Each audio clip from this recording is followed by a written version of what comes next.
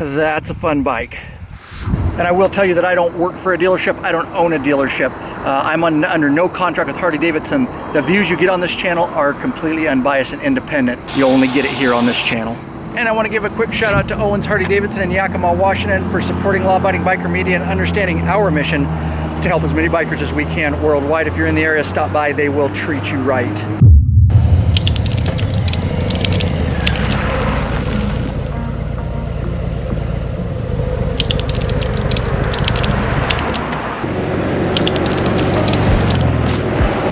Here we are bright and early to test the 2019 Harley-Davidson FXDR 114 stoked. Alrighty.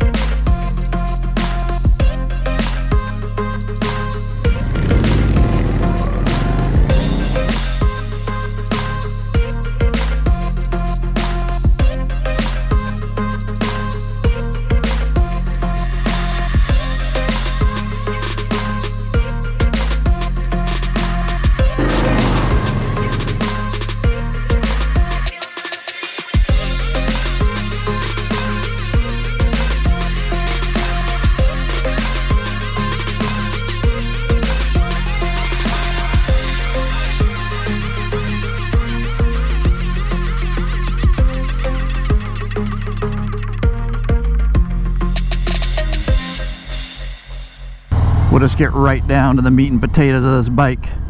All right, so you guys can time it. That's all I'm going to do right now is just 0 to 60. I'll let you know when it's 60.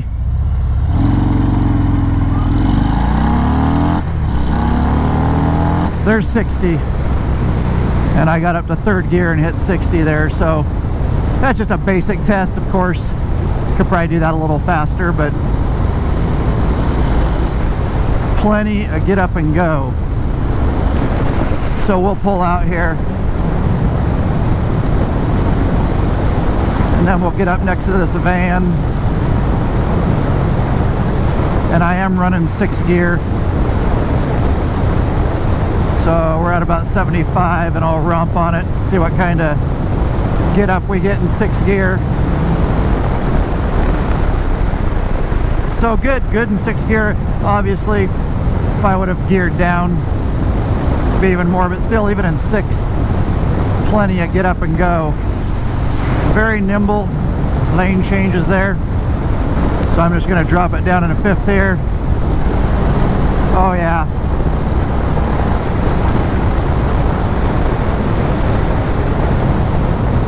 Definitely a different feel, and this thing is quiet. Definitely quiet out of the factory here, the exhaust and everything. Definitely not what I'm used to with a Harley. Alright, I'm going to try to keep this video pretty precise. That's enough Freeway, you get it. It's great, and it'll do fine on the Freeway. The one thing I will say, you know, I'm just feeling this little fairing here. I have a Dyna Lowrider S, and it has a little fairing up there too, a little bit different there. It does help, but I'm still getting a lot of head buffeting on the Freeway, especially at 70 plus. I mean, it's a bike without a windshield, so just know what you're getting. You ain't gonna go long distances on this thing on the Freeway. We'll get off the Freeway there, we'll go hit some beautiful roads with some curves. Oh, got a deer down here. Oh, another one. Another one. Got a couple deer right there, look at that. That's a cool thing to see this morning. So briefly, if you're new to the channel, what qualifies me to test this bike? Well, I ride a Harley-Davidson every day for work, and of course at Law Abiding Biker Media, also take yearly trips all over the place, cross country. Recently did a 12-state 10-day 4,500 mile ride on my street glide. So I live, eat, and breathe motorcycles. I'm also an instructor both on the high-speed courses and on lower speed technical courses. So I feel I have some qualifications here to test these bikes. And so this is a 30-mile-an-hour corner. Recommended. I'll just do it at 50. And no problem. All right, real quick, we'll get right back into your video. We put a ton of hours and effort into these videos. Hopefully they're helpful to the law-abiding biker community. You can support us. Head over to lawabidingbiker.com/Patreon, link in the description below. You can become an exclusive member, pledge a certain amount per piece of content, no risk to you because you can put a monthly cap. There are benefits such as our t-shirts and stickers, private Facebook group, which is blowing up. You get access to live video broadcasts, all that kind of stuff. There's other benefits. It's all over on the Patreon page. Up to top tier, get access to our premium videos upon request. All right, guys. Appreciate your support. Let's get back into the video. I will say that rear tire, fat tires are not the best for performance, which is interesting that they put that fat tire on there. And here we go. This is recommended 40.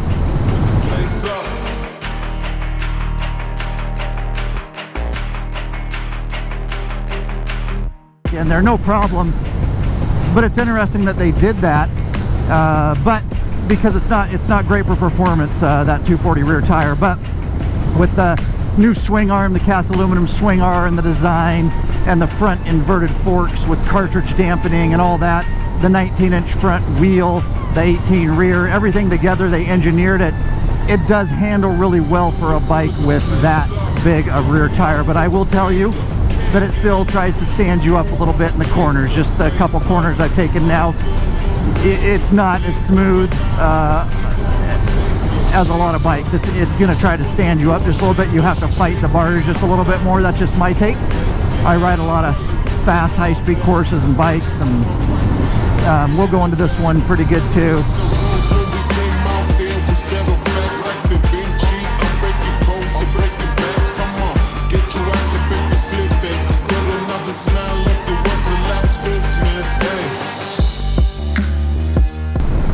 I'm not getting any wobble, front end wobble or anything like that. We can go right into this.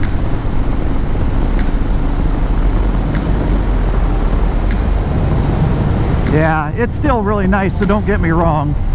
It's just going to be a different feel if you're not used to a fat tire like that. And of course, we're on a straightaway here. We've got just doing 50 or so. Dual front disc brakes, 4-piston fixed system. Rear is single caliper, 2-piston floating, and that's going to be great. Those dual front for emergency braking, threshold braking. Yeah, not bad at all. It's what I would expect. So I do want to talk quickly about feet position. You sit, I'm 5'8", and this bike is definitely, like I already said up front, this is not a long distance bike. You are not going to tour on this bike. This is a commuter. This is a niche bike. This is for somebody who wants to go to lunch and back, or a 50-mile day, you know, something like that. It's fun. You'll have a lot of fun. You will not be comfortable on this bike for long distance. A couple reasons. Number one, the seat is not that great. I'm 5'8". I have to choke up on this bike because these it's got these new bars which are really cool. These forged aluminum clamp-on style bars clamp right on here.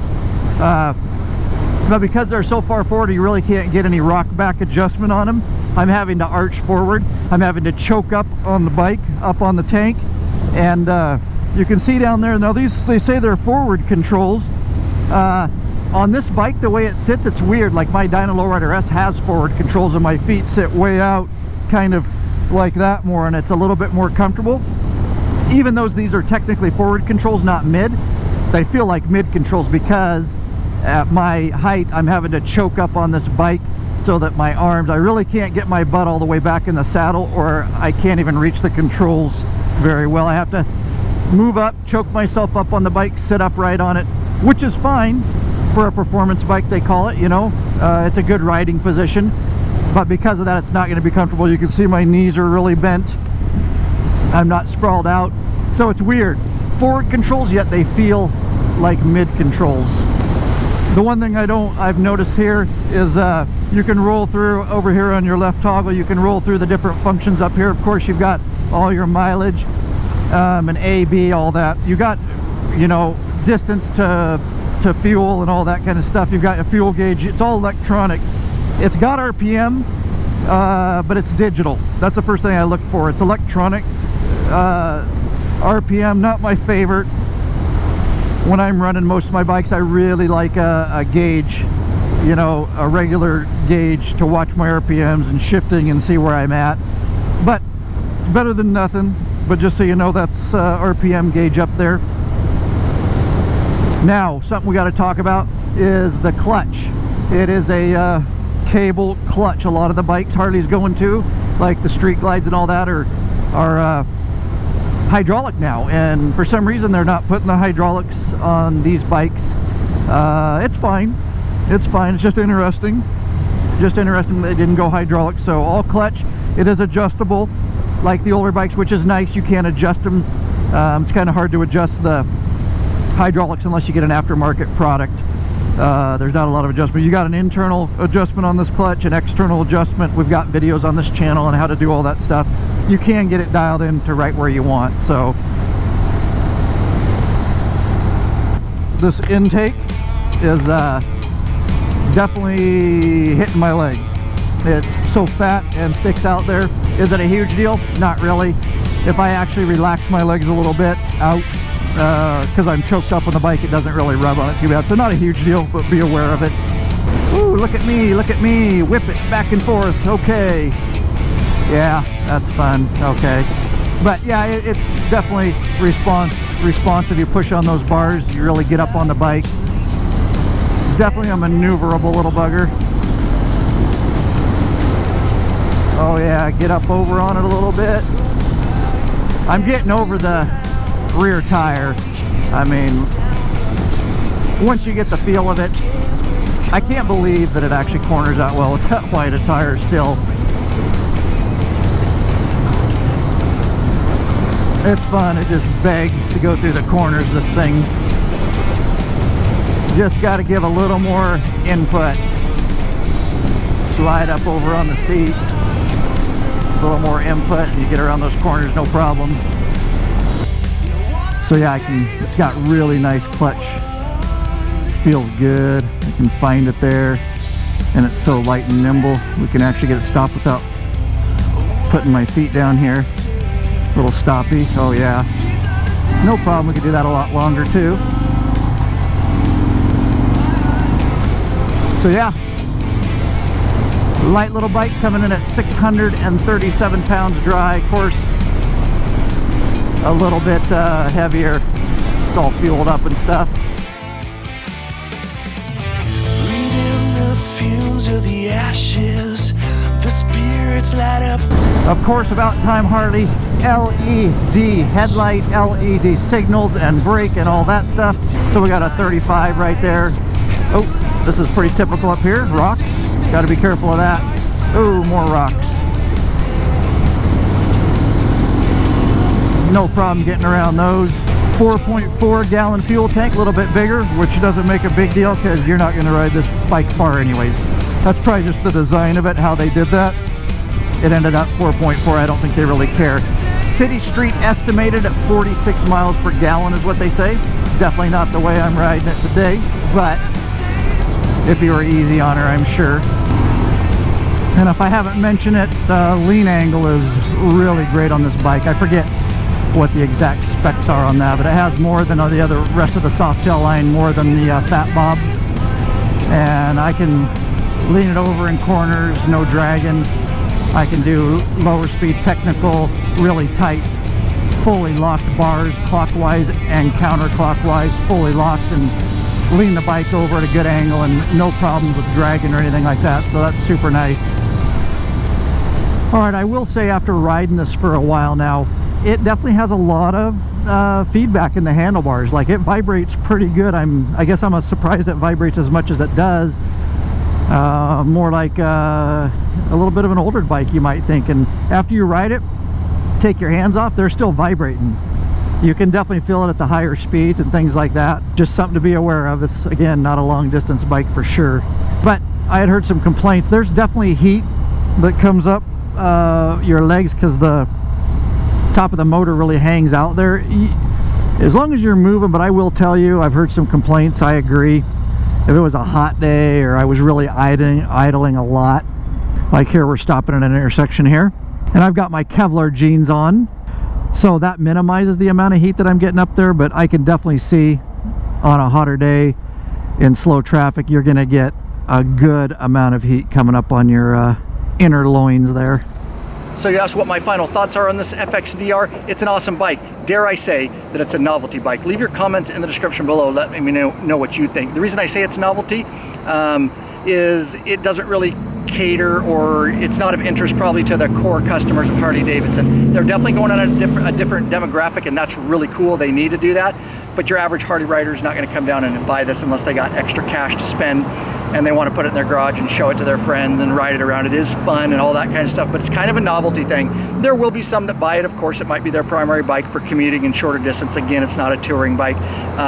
But with that said, it's a great bike. Don't get me wrong. I just think it's somewhat of a novelty bike. I'll be curious to see in time if Harley-Davidson can move this thing. And although I say it's a novelty bike, I hesitate to say that too much, but the rideability is unbelievable, so I'm not knocking it. I'm just curious to see how many customers will actually be interested in it. That's my point with that. Rideability, awesome. The front suspension, even with that rear tire, they really worked it out with the new swing arm, the tire, the wheel sizes, the suspension, all that. It all works together, and you wouldn't expect that from a bike with this wide of rear tire. So awesome innovation, Harley-Davidson. I really appreciate you pushing the envelope. I love the bike. I just don't have enough money to drop on it right now. I won't be buying this one.